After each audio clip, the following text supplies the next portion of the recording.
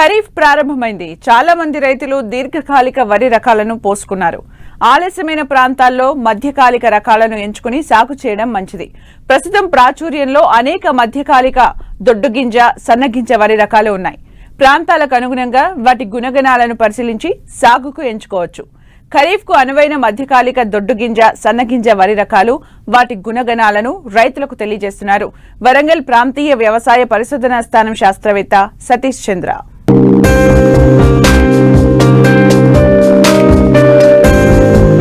వరి సాగులో రకాల ఎంపిక, సాగు చేసే సమయం, పంట కాల పరిమితి అనేవి కీలకం. కాలువల కింద నీరు ఆలస్యమైన ప్రాంతాల్లో లేదా బోర్ల కింద నీటి లభ్యత తక్కువగా ఉన్న ప్రాంతాల్లో తక్కువ కాలంలో పంట చేతికొచ్చే అనేక మధ్యకాలిక రకాలు రైతులకు అందుబాటులో ఉన్నాయి. ఆలస్యంగా అంటే జూన్ 15 తర్వాత మధ్యకాలిక దొడ్డుగింజ రకాలు, సన్నగింజ రకాలు నారులు పోసుకునే వీలుంది. మధ్యకాలిక సన్నగింజ వరి రకాలు, వాటి గుణగణాల గురించి రైతులకు తెలియచేస్తున్నారు వరంగల్ ప్రాంతీయ వ్యవసాయ పరిశోధనా స్థానం శాస్త్రవేత్త సతీష్ చంద్ర. మధ్యకాలిక రకాల విషయానికి వచ్చినట్లయితే మనకు మధ్యకాలిక రకాల్లో ముఖ్యంగా చాలా సన్నగింజ రకాలు మరియు దొడ్డుగింజ రకాలు అనేది మనకు అందుబాటులో ఉన్నాయి. వీటిలో ముఖ్యంగా సన్నగింజ రకాల విషయానికి వచ్చినట్లయితే ఈ 130 నుంచి 135 రోజుల కోతకు వచ్చేటువంటి రకాల్లో ఈ మధ్య కాలంలో నూతనంగా విడుదలైనటువంటి జగిత్యాల పరిశోధన స్థానం నుండి విడుదలైనటువంటి JGL 28-545 అనే వరి వంగడాన్ని మనం ఎంచుకున్నట్లయితే జగిత్యాల వరి 2 అనే పేరుతో ఈ వంగడాన్ని విడుదల చేయడం జరిగింది. ఈ వంగడం ముఖ్యంగా 130 నుంచి 135 రోజుల్లో కోతకు వచ్చేటువంటి సన్నగింజ, మధ్యస్థ సన్నగింజ రకాన్ని మనకు పోలి ఉంటుంది. ముఖ్యంగా ఇది కొంతవరకు మెడవిరుపు మరియు పొట్టకుళ్ళు తెగుల్ని కొంతవరకు తట్టుకునే స్వభావం ఉన్నటువంటి వరి వంగడము.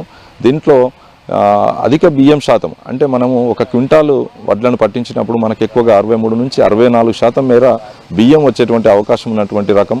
ఈ రకాన్ని సాగు చేసినప్పుడు ఇది మనకు అన్నం నాణ్యత కూడా BPT కంటే కూడా మనకు అన్నం నాణ్యత మంచిగా ఉన్నటువంటి రకంగా దీన్ని గుర్తించబడడం జరిగింది. కనుక రైతాంగం మధ్యకాలిక రకాల్లో సన్నగింజ రకాలు వేసుకోవాలనుకున్నప్పుడు ఈ రకాన్ని ఎంచుకున్నట్లయితే జగిత్యాల వరి 2 JGL 28-545 అనే రకాన్ని కనుక ఎంచుకున్నట్లయితే మనకు సుమారుగా ఎకరానికి 28 నుంచి 30 క్వింటాల దిగుబడి సామర్థ్యం ఉన్నటువంటి రకం. ఇక మరి ఒక రకాన్ని కనుక చూసుకున్నట్లయితే JGL 27-356 ఇది అతి సన్నగింజ రకానికి చెందినటువంటి మధ్యకాలిక రకము.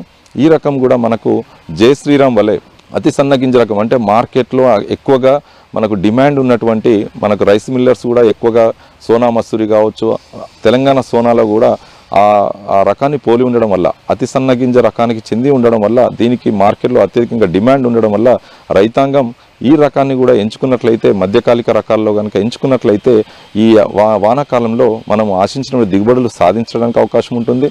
ముఖ్యంగా ఇది రోగాలను కనుక చూసుకున్నట్లయితే కొంతవరకు మెడవిరుపు మరియు పొట్టకుళ్ళు తెగుల్ని కొంతమేర తట్టుకునేటువంటి అవకాశం ఉంటుంది. అధిక బియ్యం శాతం కలిగి ఉండడమే కాకుండా మంచి అన్నం నాణ్యత కలిగినటువంటి మధ్యస్థ సన్నగింజ రకం ఈ రకాన్ని చెప్పుకోవచ్చు. ఇక మరి ఒక రకాన్ని కనుక చూసుకున్నట్లయితే వరంగల్ పరిశోధన స్థానం నుంచి విడుదలైనటువంటి రకాల్లో ఇంతకుముందుగా వరంగల్ సాంబా కావచ్చు, WGL 14, అదేవిధంగా వరంగల్ సన్నాలు WGL 32-100, ఇవి రెండు కూడా 130 నుంచి 135 రోజుల లోపల కోతకు వచ్చేటువంటి రకాలు. ఇవి కూడా అన్నం నాణ్యతను కలిగి ఉండడమే కాకుండా కొంతమేర ఎండాకు తెగుల్ని కానీ బ్యాక్టీరియా మనకు ఈ రైస్ టుంగ్రో డిసీజ్ని కూడా తట్టుకునేటువంటి స్వభావం ఉన్నటువంటి ఈ సన్నగింజ రకాలు కూడా మనకు రైతాంగం ఎక్కువగా ప్రాచుర్యంలో ఉన్నాయి. ఇక మరి ఒక రకం కనుక చూసుకున్నట్లయితే వరంగల్ పరిశోధన స్థానం నుండి 2022లో విడుదల చేసినటువంటి 1487 అనే సన్నగింజ రకాన్ని 130 నుంచి 135 రోజుల లోపల కోతకు వచ్చేటువంటి రకము. ముఖ్యంగా దీని దిగుబడి సామర్థ్యం కనుక మనము చూసుకున్నట్లయితే 26 నుంచి 30 క్వింటాల దిగుబడి రావడమే కాకుండా ముఖ్యంగా ఎక్కడైతే భాస్వరము తక్కువగా ఉన్న నేలల్లో కనుక ఈ రకాన్ని సాగు చేసినట్లయితే మనము ఆశించిన దిగుబడులు సాధించడానికి అవకాశం ఉంటుంది. కనుక రైతాంగం ఈ రకాన్ని ఎంచుకున్నట్లయితే మనకు చీడపీడల నుండి ముఖ్యంగా సుడిదోమ కావచ్చు, అగ్గి తెగులు కావచ్చు, ఇది తట్టుకొని మనకు దిగుబడి సాధించుకోవడానికి అవకాశం ఉంటుంది. వీటిలో ముఖ్యంగా మరికొన్ని రకాలు కనుక చూసుకున్నట్లయితే మనకు సోమనాథ్ అంటే WGL 347, ఇది కూడా సన్నగింజ రకానికి చెందినటువంటి రకం, 135 రోజుల్లో కోతకు వచ్చేటువంటి రకం. ఈ వంగడాన్ని కూడా రైతాంగం మనం ఎంచుకోవడానికి ఆస్కారం ఉంటుంది. కొన్ని చోట్ల రైతులు దొడ్డుగింజ రకాలను సాగు చేసేందుకు మొగ్గు చూపుతున్నారు. కానీ ఏ రకం ఎంత దిగుబడి వస్తుంది, చీడపీడలు తట్టుకుంటాయో లేదో తెలియక సతమతమవుతూ ఉంటారు. అలాంటి వారి కోసం ఖరీఫ్ కు అనువైన దొడ్డుగింజ రకాలు, వాటి గుణగణాలేంటో ఇప్పుడు చూద్దాం. రాజేంద్ర నగర్ నుంచి విడుదలైనటువంటి ఈ మధ్య కాలంలో 2023వ సంవత్సరంలో రాజేంద్ర నగర్ నుంచి విడుదలైనటువంటి ఇన్స్టిట్యూట్ ఆఫ్ రైస్ రీసెర్చ్ నుండి RNR 28361 అనే దొడ్డుగింజ రకాన్ని 2023వ సంవత్సరంలో రాష్ట్ర విత్తన విడుదల కమిటీ ద్వారా ఈ రకాన్ని రైతాంగం కోసం విడుదల చేయబడింది. ఇది ముఖ్యంగా 130 నుంచి 135 రోజుల లోపల కోతకు వచ్చేటువంటి దొడ్డుగింజ రకం. సుమారుగా 32 నుంచి 35 క్వింటాల దిగుబడి ఇచ్చేటువంటి అత్యధిక దిగుబడి ఇచ్చేటువంటి ఈ దొడ్డుగింజ రకంలో 28361 అనే దొడ్డుగింజ రకం కూడా వాటికంటే కూడా ఎక్కువ దిగుబడి ఇచ్చేటువంటి రకము.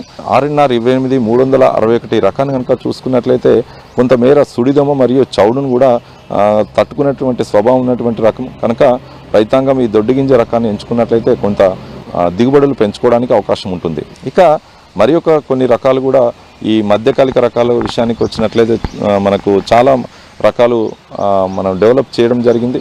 వాటిలో ముఖ్యంగా ప్రాంతీయ వ్యవసాయ పరిశోధన స్థానం వరంగల్ నుంచి 2019లో WGL 915 అనే దొడ్డుగింజ రకాన్ని కూడా రూపొందించడం జరిగింది.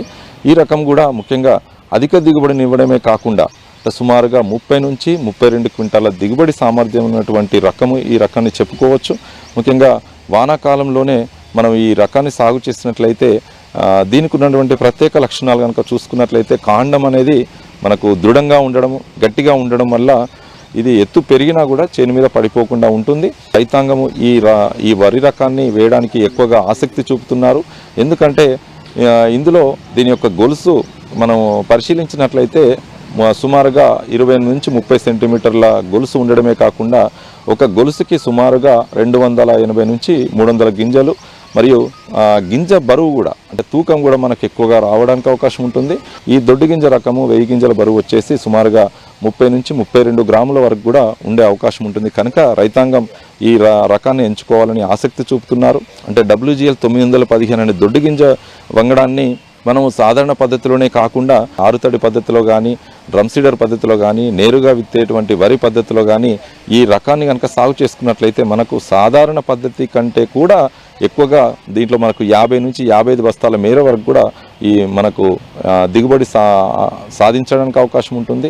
దీంట్లో రైతాంగం గుర్తుపెట్టుకోవాల్సిన విషయం ఏంటంటే దీనికి పిలక వేసే గుణం చాలా తక్కువగా ఉంటుంది. కాబట్టి సుమారుగా 6 నుంచి 7 పిలకలు వేసే సామర్థ్యం ఉన్నటువంటి రకం వంగడం కాబట్టి దీన్ని దగ్గరగా కుదుర్లు కనుక దగ్గరగా వేసుకున్నట్లయితే మనకు ఈ మొక్కల సాంద్రత పెరిగి మనకు దిగుబడి అనేది రావడానికి అవకాశం ఉంటుంది. ఇక జగిత్యాల నుంచి విడుదలైనటువంటి ఎన్నో రకాలు మనకు మధ్యకాలిక రకాలలో చూసుకున్నట్లయితే జగిత్యాల మషూరి కానీ 11470, అదేవిధంగా జగిత్యాల నుంచి విడుదలైనటువంటి ప్రాణహిత DGL 11727 ఈ రకాలు కూడా అన్నం నాణ్యతను కలిగి ఉండడమే కాకుండా కొంతమేర ఉల్లికోడను కూడా తట్టుకునేటువంటి రకాలు.